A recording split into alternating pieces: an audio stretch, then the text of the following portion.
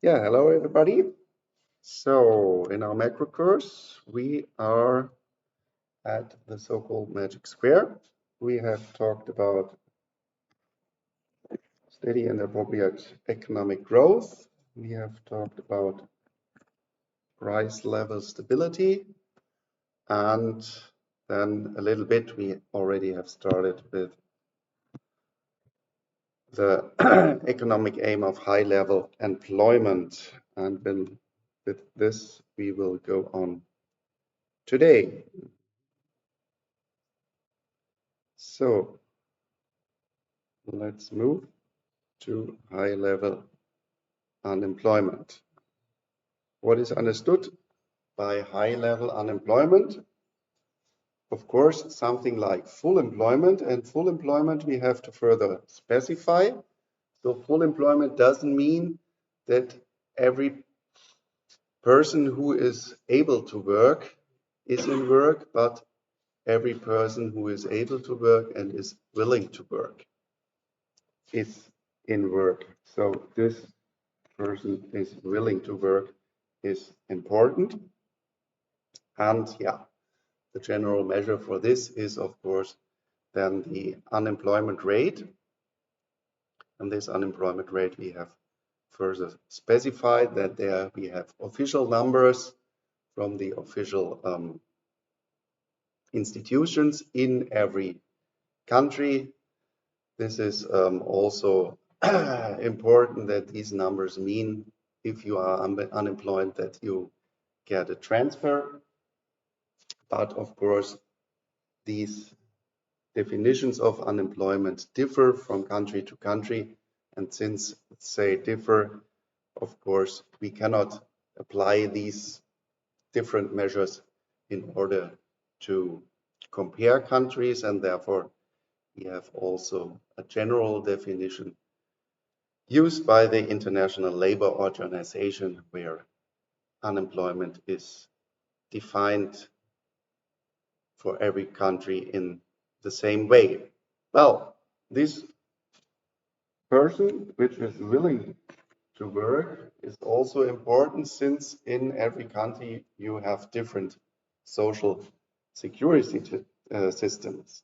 So of course you obtain different transfers if you are unemployed. And it especially in Germany you have a very high social security system, and you get much more transfers than, of course, for example, compared to the United States. And then we live in a free country, and so to speak, you can say that in Germany you get more or less roughly 1,000 euros per month if you are unemployed, so you don't work, so it's your own decision to work or not to work. And therefore, also the aim of full employment is, for the first reason, person is willing to work, and for the reason how high are the transfers in the social security system. You do not have an aim of 0% unemployment rate. So in Germany, we would say that roughly an unemployment rate of about 3 to 4% would be the aim which we call that the economy is at full employment. So this is then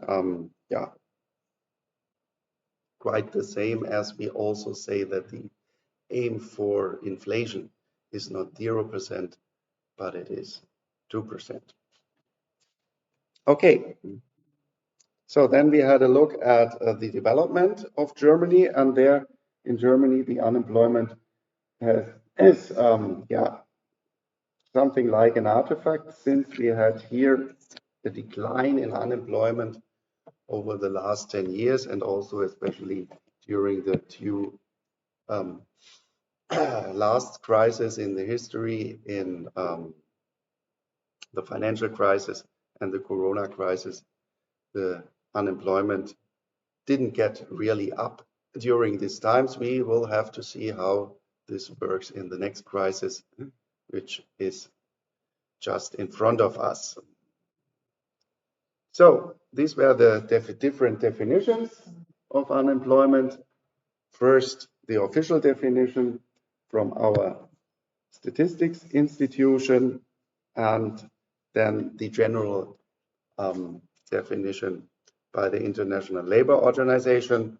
And then we started to have a deeper look inside unemployment, because we have monthly data, and there we also see that we have during a year pattern which is always more or less repeating in the same way. And for this, we talk about different cases of unemployment. So we divide unemployment into short-term employment, into medium-term employment, and into long-term employment. And for this, we want to start about talking about short-term employment. And for short-term employment, we talk about an unemployed situation for a person which is less than 1 year. And there we divide between seasonal and frictional unemployment.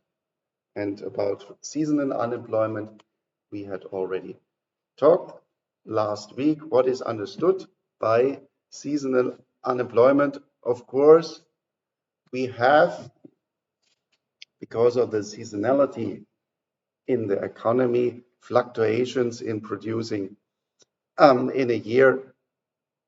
For example, in the agricultural sector, of course, we produce much more during summertime, and also in the construction sector. So in these two sectors, we produce less during winter times and more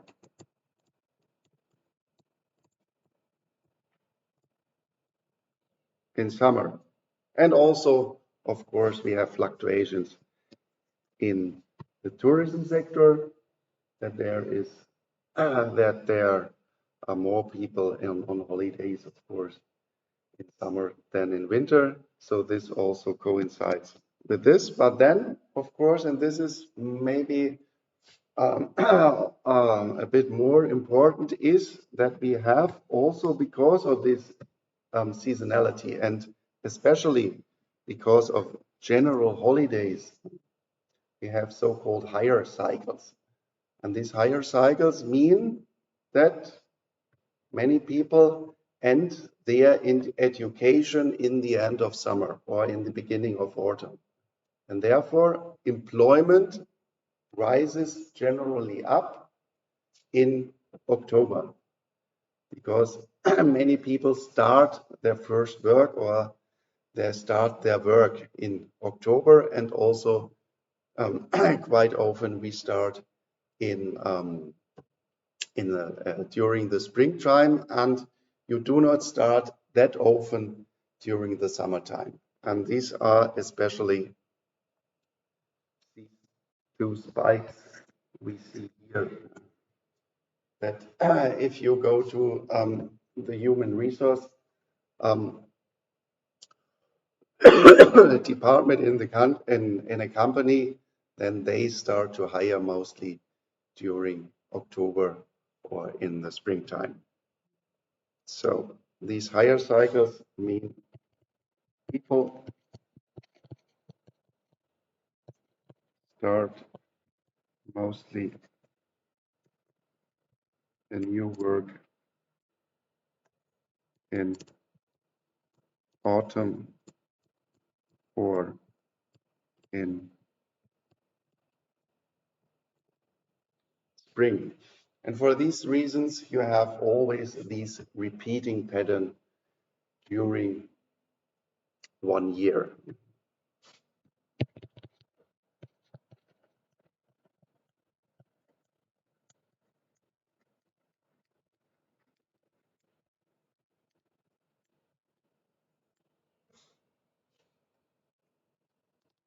in the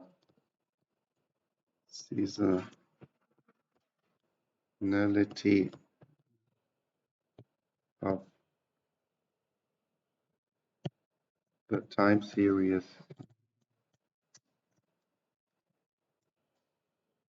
of unemployment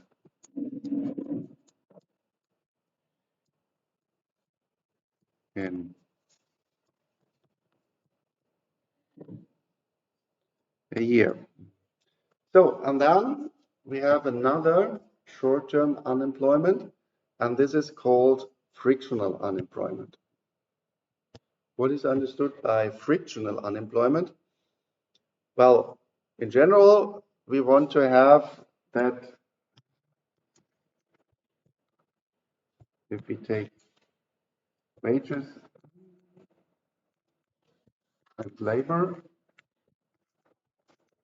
that this also be labor market should be a market with total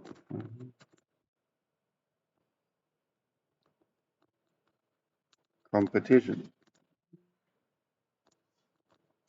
But in general, especially in the labor market, you have many, many frictions. But in the labor market, in general, we have many frictions. And these frictions are, of course, due to incomplete information. So quite often, you have the qualification in a country, and there is also the job or the company which needs you because of your qualification. But then you have this incomplete information that you don't know where is this job, where is this company, and the company doesn't know that there is a guy who has exactly the education and the qualification which we need. And then you have to search. You have to search, and also the company has to search. And since this takes some time until you get a match, so if there would be total competition, which means also total or full information, then this would mean, well, it takes only a few days that you get a match. But in general, this search process takes a bit more time, and this can take weeks, it can take months. And so this is then also a mismatch where you are, a little bit of time unemployed, although there would be the job you need, and there would be also the company which needs you. And this means that we have a transition time when you are changing your job. There's also quite often a mismatch that you do not end at the 30th of September your job, and you start then at the 1st of October the next. That you have a little mismatch that you maybe start 1 or 2 months later.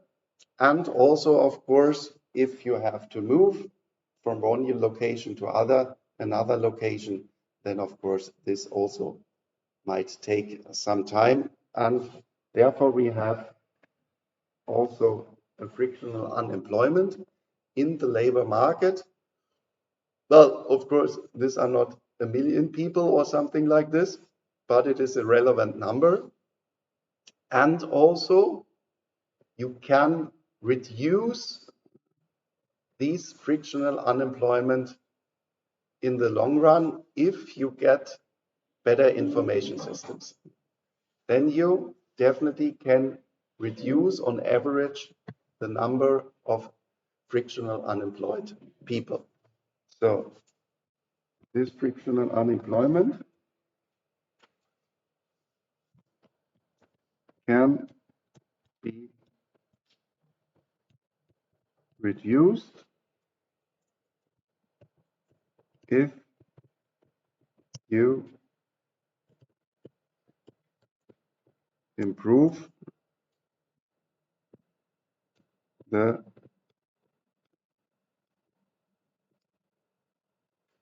information system in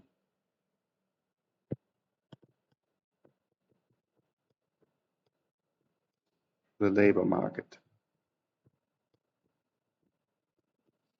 So in general,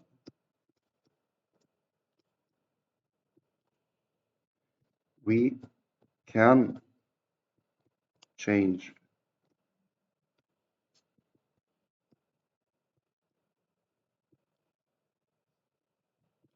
the framework.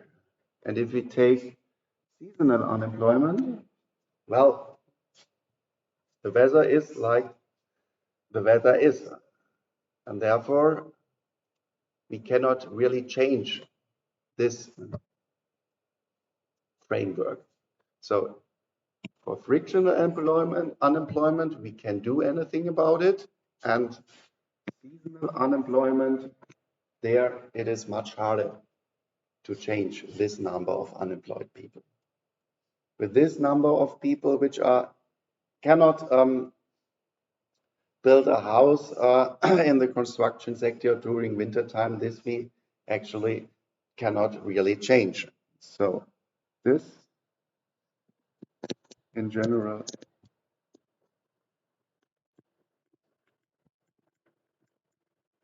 cannot be changed. And if we talk later on about potential output, a new concept, then we have to keep this in mind.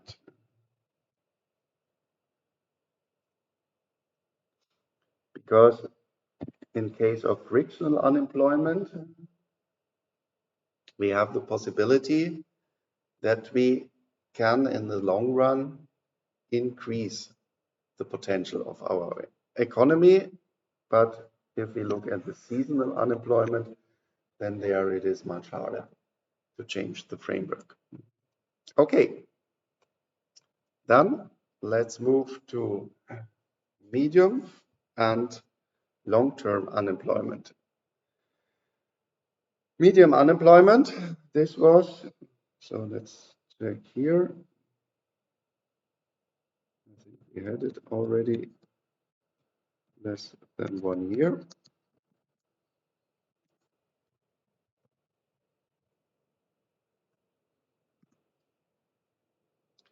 Cyclical unemployment, this is just the unemployment which we have when we look at the business cycle, and for the business cycle we will have a look in a minute. That in general we have fluctuations. If we take GDP and time, then in general we have not these low volatility in economic performance. So in general we have cycles in the economic performance of our country, and of course in a boom phases like this,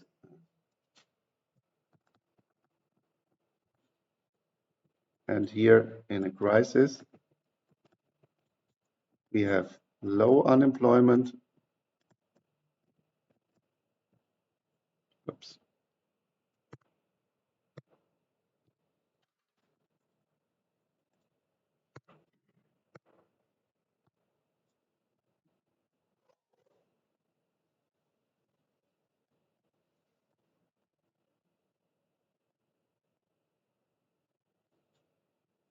and in the crisis we have high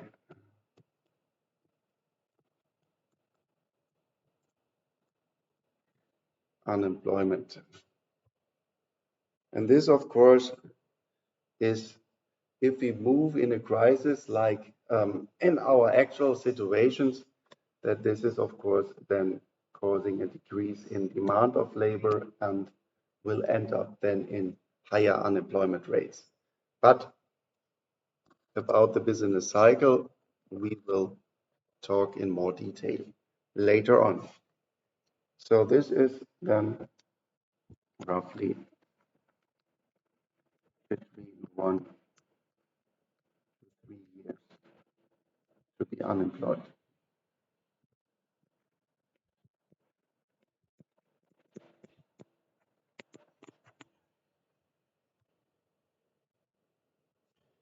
So, and the last one, is maybe the most important kind of unemployment, and this is, of course, the so-called structural unemployment. And well, if you take, for example, what we are doing right now in Germany, the so-called Energiewende, that we are changing on our whole energy system. And today it was announced that our 3 last nuclear power plants will last until April next year. But after this, we definitely stop, or maybe not definitely, but the actual government says that we then stop producing energy with nuclear power plants. And then, of course, you have in the future no jobs anymore in this sector. And also, when we take that we will leave the coal to produce energy. Also, this means that in this sector we won't have jobs anymore. So there is, of course, a sectoral change if we have a legislative amendment. This can happen, and of course, then we have technological progress, we have technological change, especially if we look at the digitalization, that during the digitalizations, many kinds of jobs will vanish in the future. Of course, our hope is that due to digitalization, also this will create more jobs and in another part. But actually, for the future, we don't know what will happen. Will this definitely create more jobs than we had before? But what we definitely know, that we have many people with qualification, which we need due to this technological change in the future. We don't need them anymore. And this is then, of course, the long-term unemployment, which this is creating. Oops.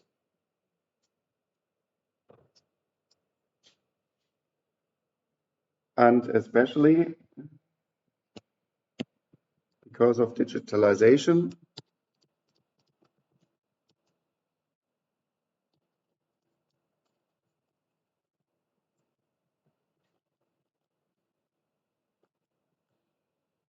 many jobs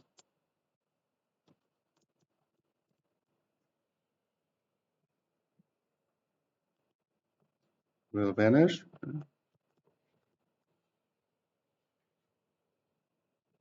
but also this will create jobs at another part of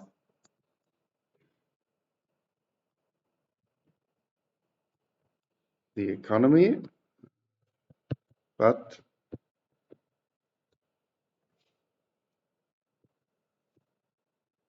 there will be many persons with qualifications which we do not need anymore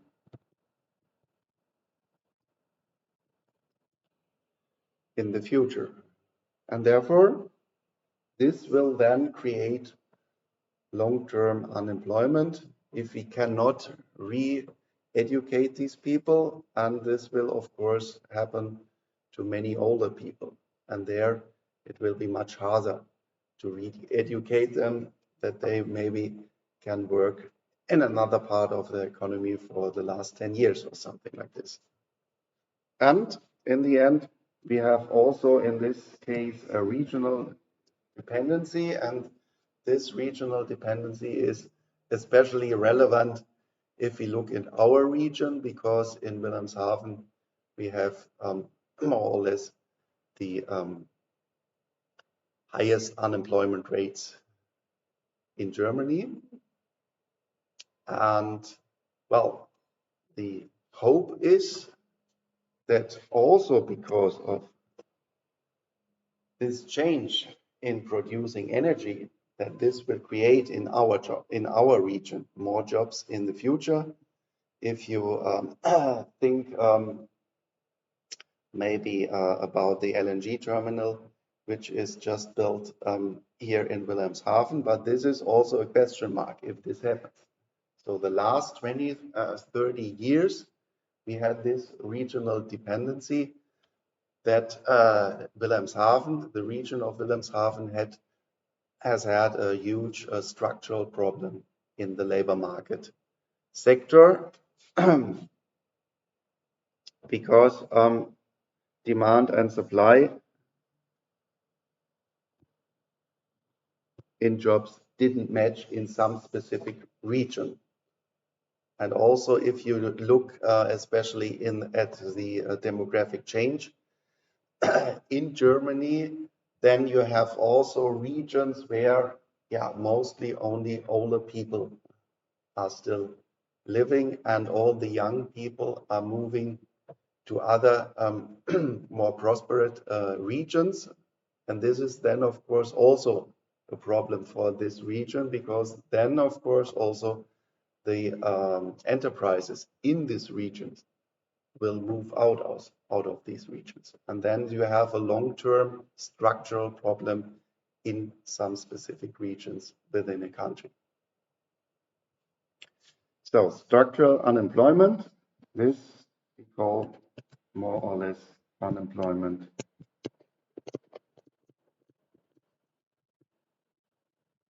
larger than 3 years.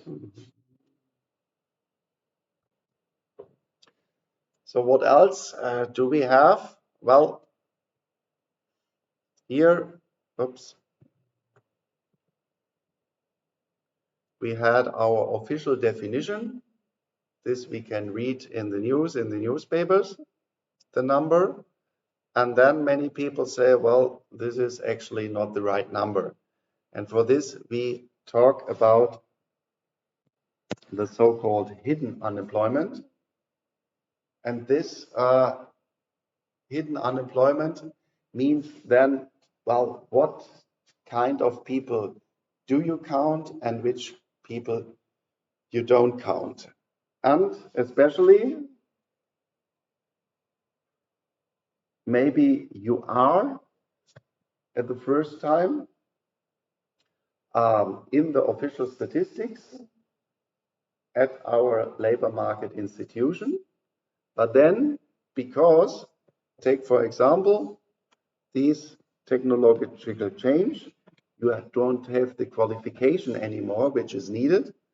What you are doing then you you go to a qualification program so that you will be educated with the right qualification for the future. And this then means that you are dropped out of the official statistics. And then, of course, you can argue, well, he is in this qualification program, but anyhow, he is still unemployed. Why don't you count these people? And also, quite often, if you go to a company and you have also these older people with qualifications which really don't match the demand in the actual situation, then also quite often these older people is offered the possibility to retire a bit earlier. And this is if you add up these people in Germany, then this is a number of more than 100,000 people. Where also you can argue, well, actually these people could work, they want work, but they don't have these qualifications anymore, and therefore, well, they go in an early retirement.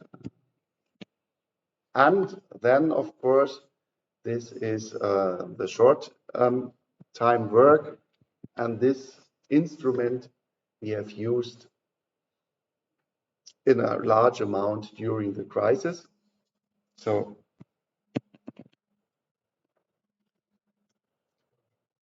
this instrument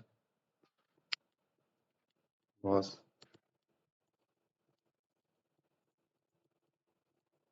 especially used during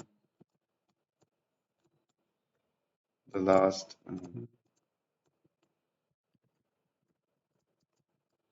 crisis, financial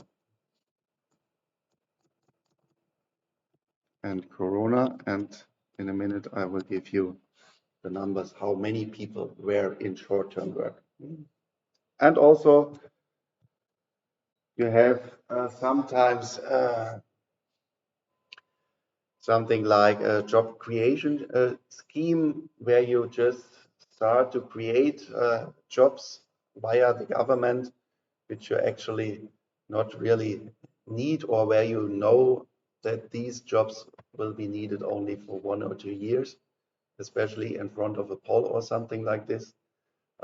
In countries, you see these jobs creation schemes, and if we add up, especially these three here, short-term work, we do not mean the actual programs during these crises, but if you try to estimate how many people are in this hidden unemployment, we have an estimation from for Germany, which says that here roughly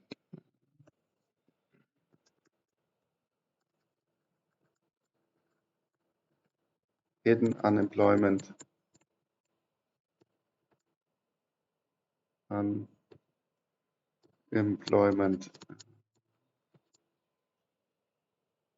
is between 1 to 1.5 million people.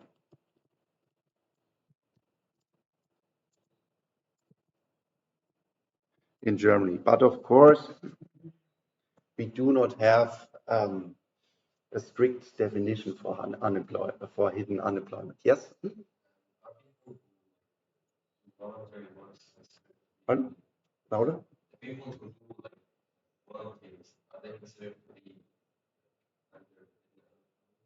Sometimes. So actually, we do not have a strict definition for this, and then some people, they count more people in this hidden unemployment, and other people count less people in this hidden unemployment. And of course, your example, this you can also count into hidden unemployment.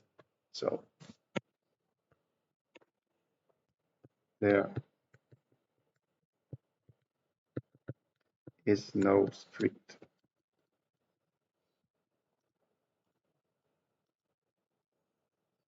definition of hidden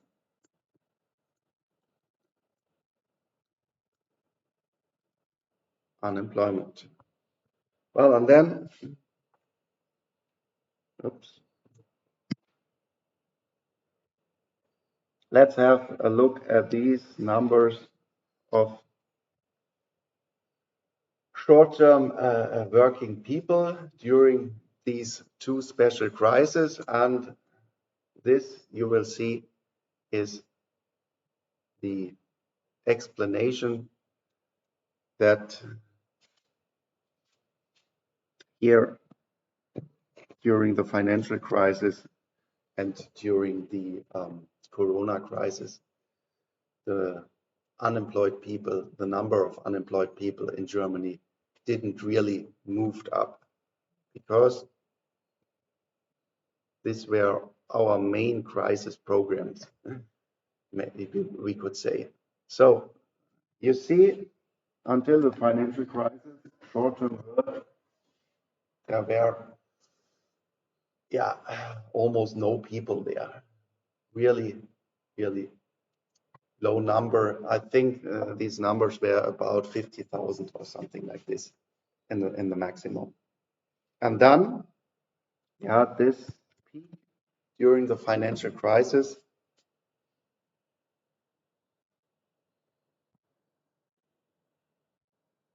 and the financial crisis,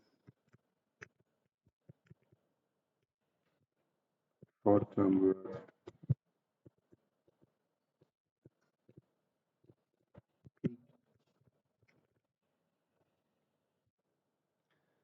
in spring 2009 up to 1.4 million people. And if we would add up these 1.4 million people,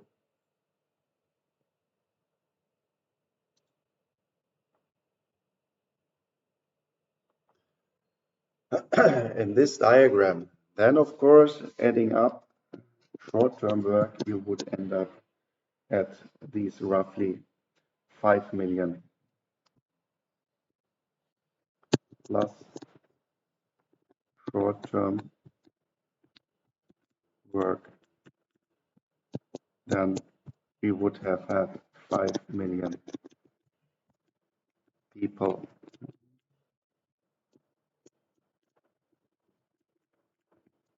unemployed. So this we have always to keep in mind when we look at the development of the German labor market.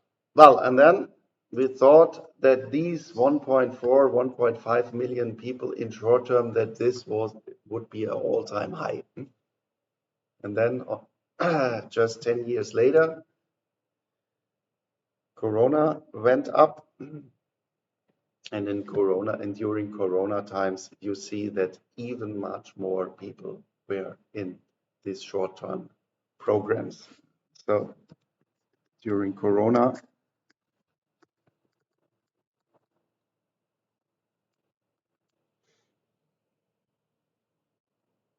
short-term work peaked at 6 million.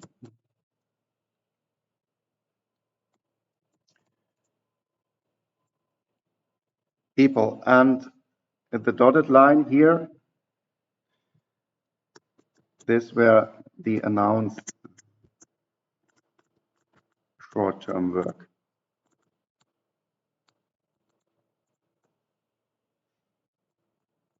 So companies actually, they expected that they have to shut down even more during these times. This peaked here at 8 million in the dotted line. But this 6 million people, this is of course a really, really huge number. And sometimes I think that maybe the government thinks that during this crisis, this short-term work functioned very well, and during this crisis, also short-term work functioned very well. So sometimes I think that government thinks about, well, then let's do it, let's go on with it, and let's go on with it, and let's go on with it.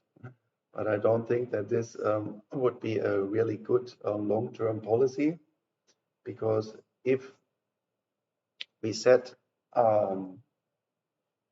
we do not use anymore the functionality of the labor market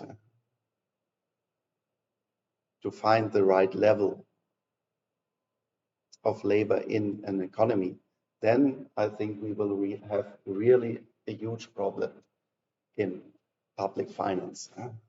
And yeah, this will be really interesting how we will deal with upcoming unemployment in the next month and in the next year.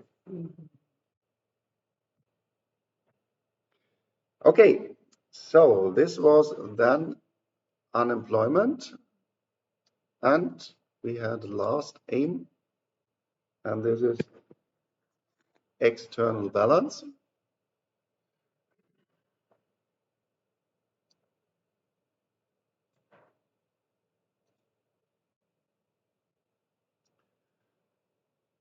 So, and for this aim, actually, we have to admit that this, yeah,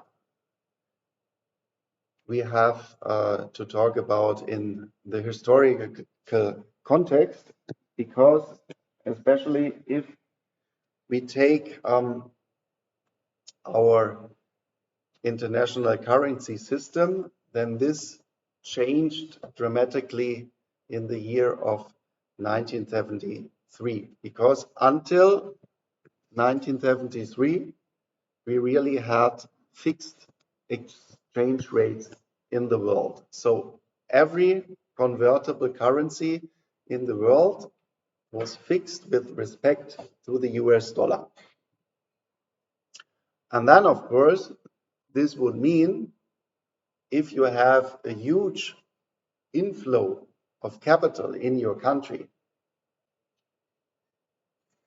that then you have a pressure on your exchange rate, that this will go up because of the inflow of capital in your country. If you have then a fixed exchange rate, you have, of course, a problem with your current account.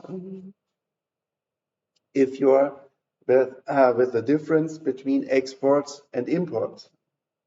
If you still want to have this fixed exchange rate, then you have to have a look at the difference of exports and imports, and then it is a reasonable aim that exports and imports should really match. But after 1973, this system collapsed, because actually Germany was the country which said, well, a low exchange rate is quite good for us, because then our enterprises are more competitive in the world. So we manipulated our exchange rate, and this was, of course, not very good for the United States. And then, especially because of Germany, they said in the 1970s, well, let's skip all this system of fixed exchange rates and let's go to flexible exchange rates. And if you have flexible exchange rates, then of course you do not have any more these problems with your trade balance of exports and imports, because if this is not balanced, then just the exchange rate starts to fluctuate. So then you have a highly competitive price process which is fixing this problem. Anyhow, in quite many textbooks, you find interpretations that external balance should mean that you have a balanced trade balance, or that you have a balanced current account, or even that you should have, as your country should have a look at the exchange rate, that it is not fluctuating that much, or that you have a low susceptibility from foreign economies. Well, but if you look at Germany, then of course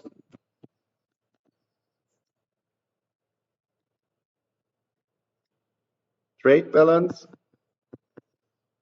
are not, and current account are definitely not in balance. The euro is highly fluctuating, and Germany especially is highly dependent on foreign economies. Maybe we will change this in the future.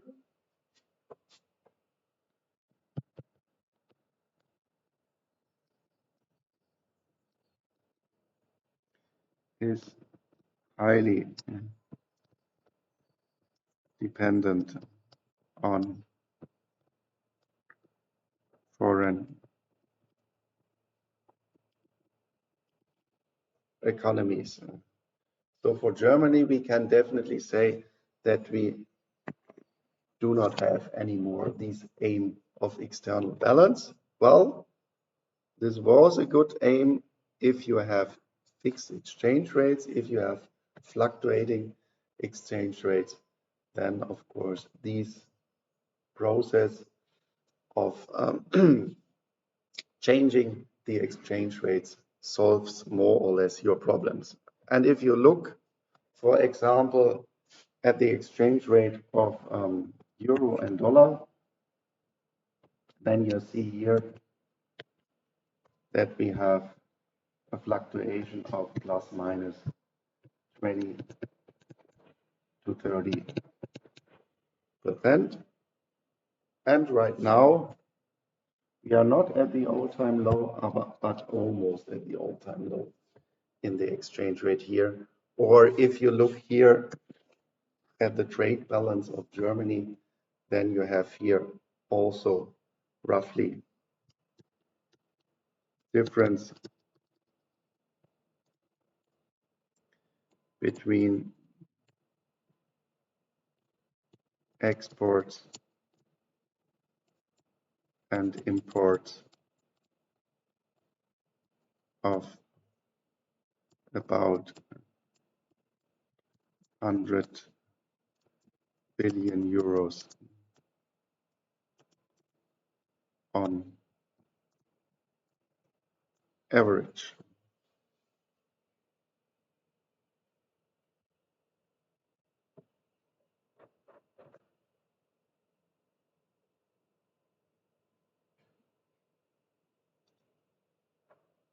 Oops, trade balance. Uh,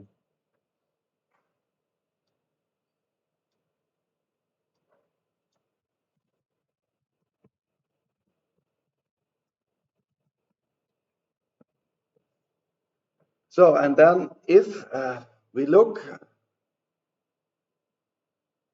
at our balance of payments, so this is more or less the same as the national account system for your country itself. The balance of payments is then your all your connections with the foreign countries. So you find there all the economic numbers. So what we are summarizing is all international transactions compared with the national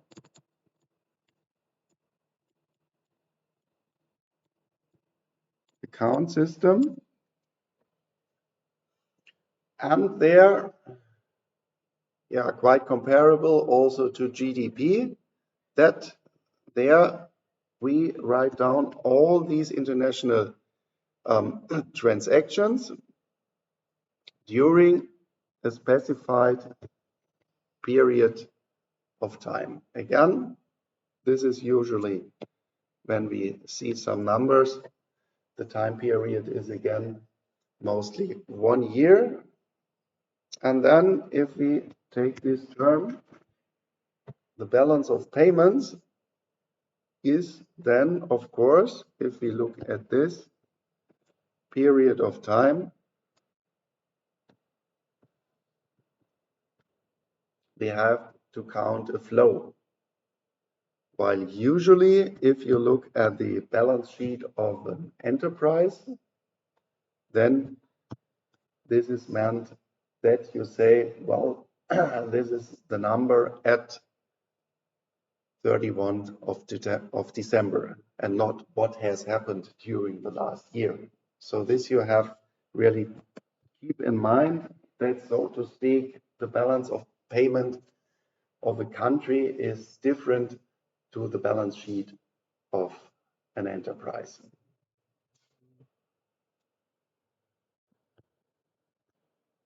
So difference of a balance sheet of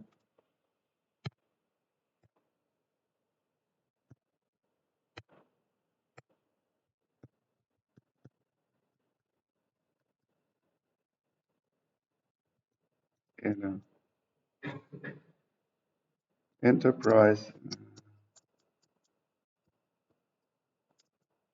and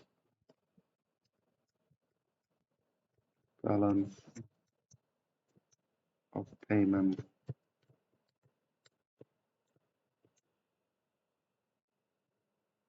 of a country. You had also already lectures in accounting or something like this? Okay, then maybe you see this difference. Well, let's have a short look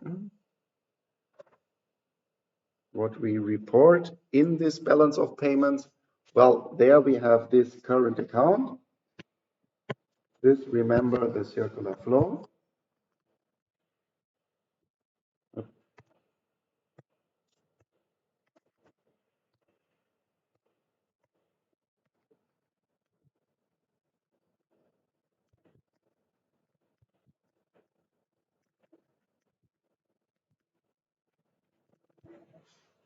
So, of course, there we have our goods and services. And if we look also at the concept of gross domestic and gross national income, then we have, of course, primary incomes or investments which coming from abroad, or we have also secondary incomes if we take payments which we get from governments, or if especially we have some disaster relief payments, especially if you take, for example, earthquakes, then we pay for these areas in the world. So, for example,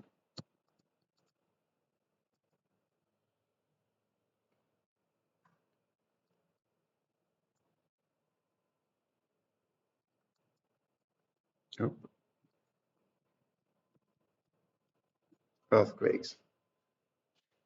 Oops, this go here, and then we have our capital account where all our capital transfers from abroad and from us to foreign countries are written down.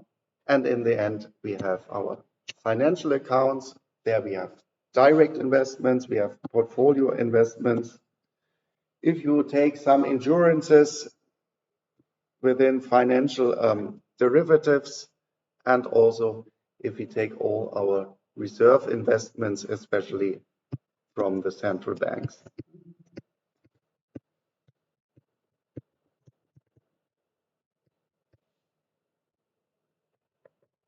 But we do not want to talk that much about this part, because this would be then the content of another lecture if we go to international economics or something like this.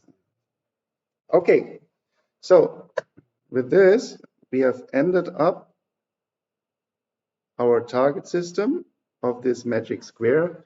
But then, of course, we can also talk about further economic aims. And if we also go especially for Germany, then, of course, we have some other general economic aims that, so to speak, we look at economic aims that we have a so-called,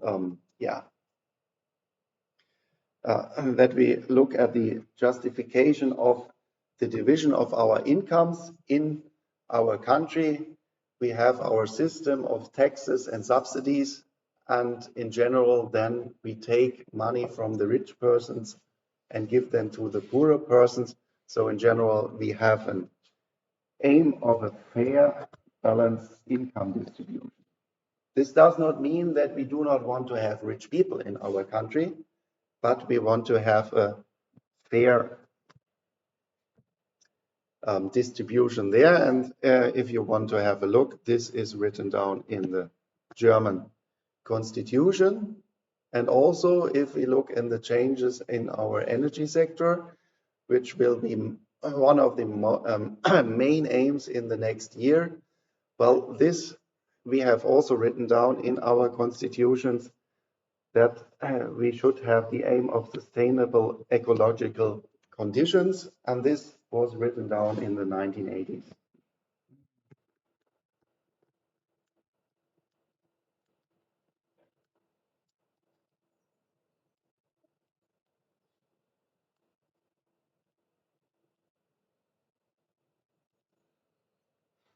And at last, this aim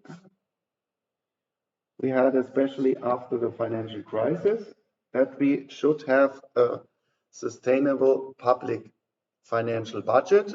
And we in Germany right now talk about this a lot, because one part of our coalition, they say, well, we definitely want this in the next year, and the other part of the coalition says, well, the crisis is coming and we need investments in the next years. So this we also find in the German constitution, but also we find something like this in the European Union or in the Eurozone. Right now, because of Corona crisis and now the energy crisis, we do not talk that much about this, but there we have the famous so-called Maastricht criteria, and these Maastricht criteria means that we should not have a deficit in public finance larger than 3%, and our government debt ratio should not be larger than 60%. And if we look at these numbers,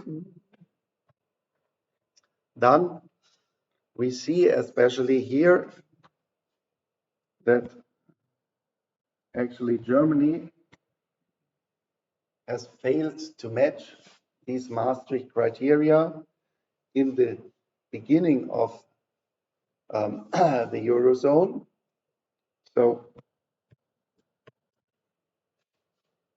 Germany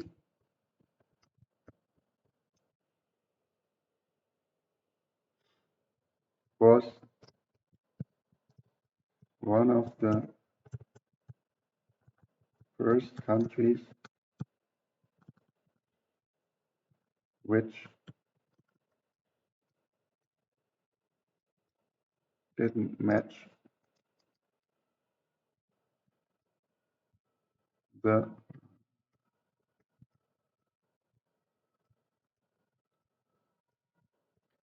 Maastricht criteria of 3% after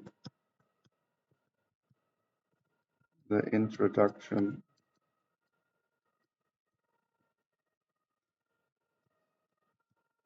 of the euro in 1999. Well, and this also we have to keep in mind, because then if we take especially here the financial crisis again,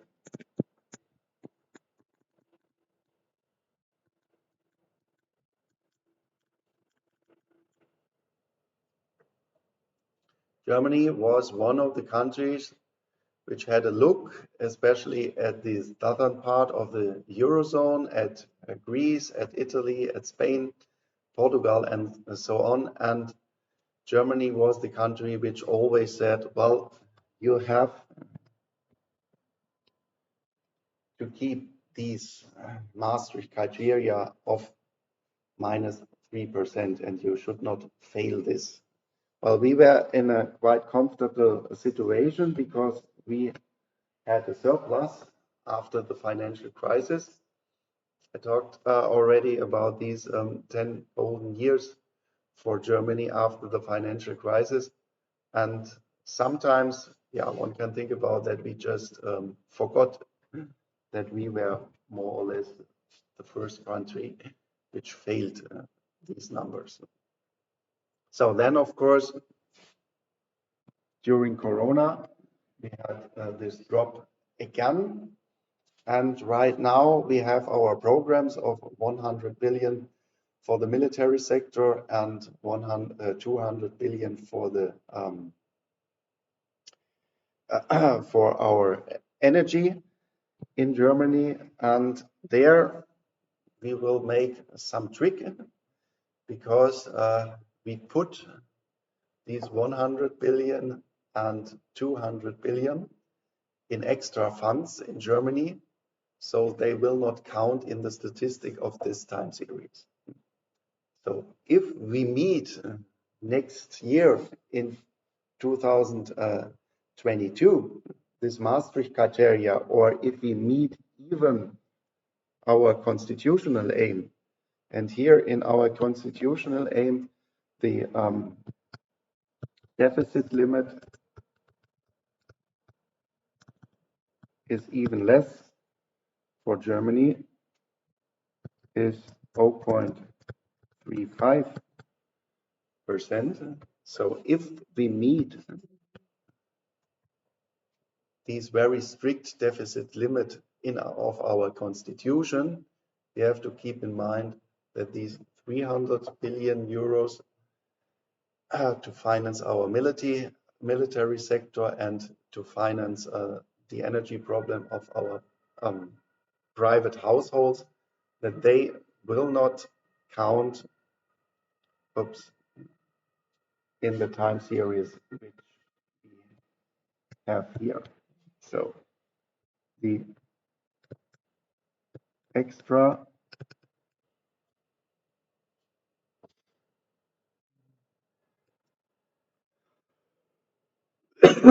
expenditures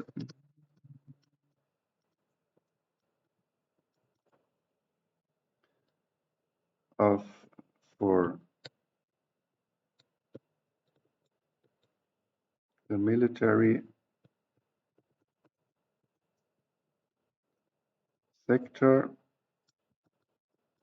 100 billion euros, and energy, roughly 200 billion euros.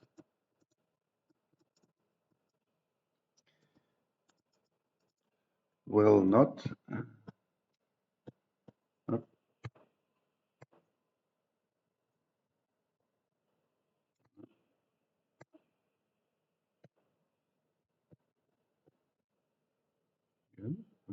Ready? Did I do?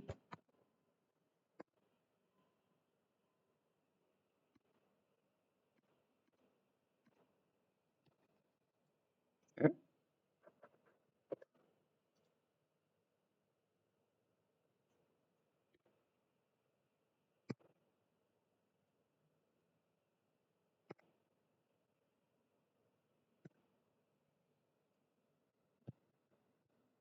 Oh,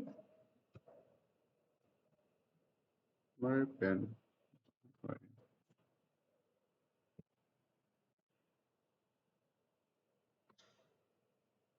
So I have to wait a second. Maybe now.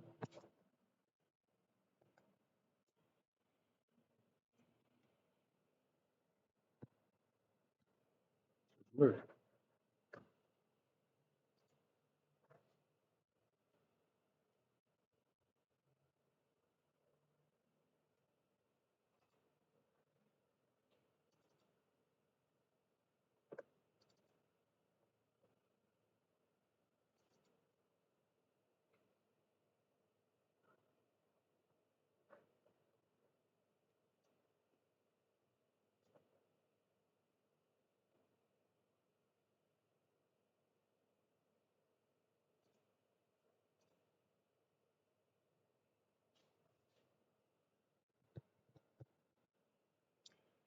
And energy will not count in this statistic, but of course this will be public debt.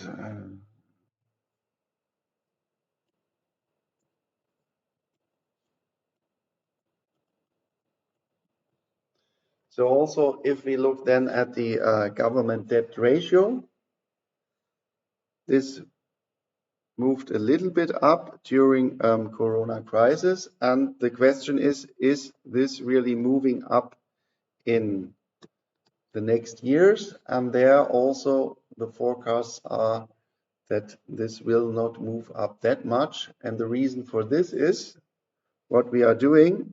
We calculate government debt in relation to GDP, and this is especially nominal GDP,